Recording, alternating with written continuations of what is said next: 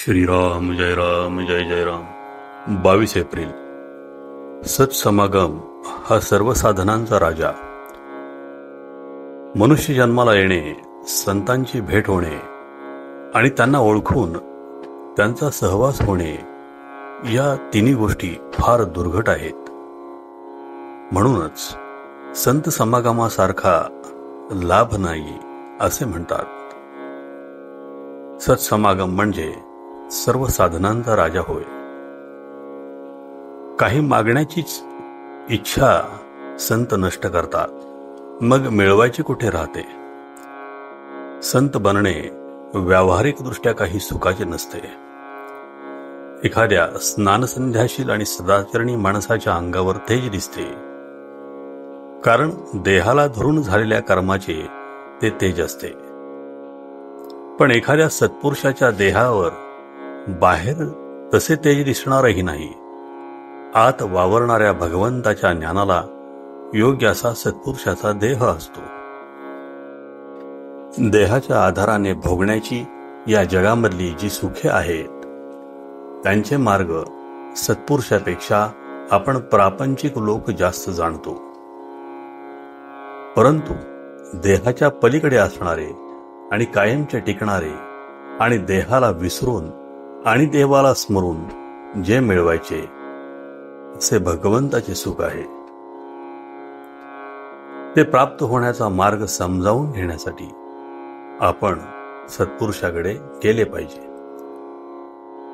विषय तृप्तीसाठी जावे आणि निर्विषय होऊन यावे, हा संत संगतीचा परिणाम. असा जो असेल तोच संत नव्हे, प्रत्यक्ष भगवंत होय. अशांची संगती केव्हा होईल ही तळमळ असावी. संत आपल्याला सत्य स्वरूपाची ओळख करून देतात. सत्पुरुषाने आखून दिलेल्या मार्गाने काया वाचा मनाने जे कर्म केले जाते ते पौरुषच होय.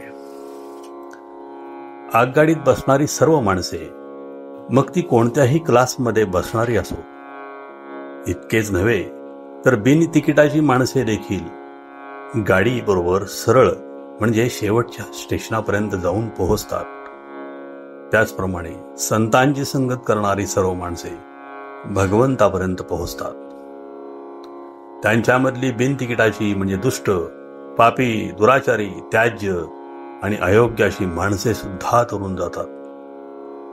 मात्र कोणीही गाडी तेवढी सोडता कामा नये. हाच सत्संगतीचा महिमा.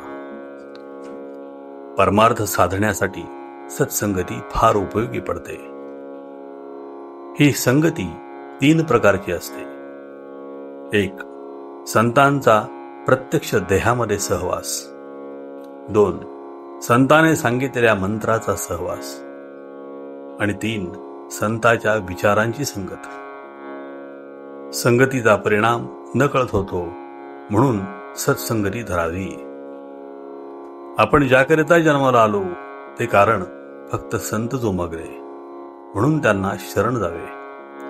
संत स्वतः समाधान मिळवून ते दुसऱ्याला देतात, हे त्यांचे आपल्यावर केवढे उपकार आहेत. आजचे बोधवचन. संतांजवळ जे समाधान असते ते आपल्याला लाभले म्हणजे संताची प्रचिती आली असे समजावे. श्रीराम जय जय राम.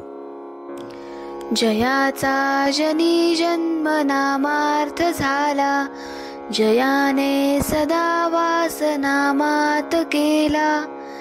जयाच्या मुखी सर्वदा नाम कीर्ती, नमस्कार त्या ब्रह्म चैतन्य मूर्ती. जय जय रघुवीर समर्थ.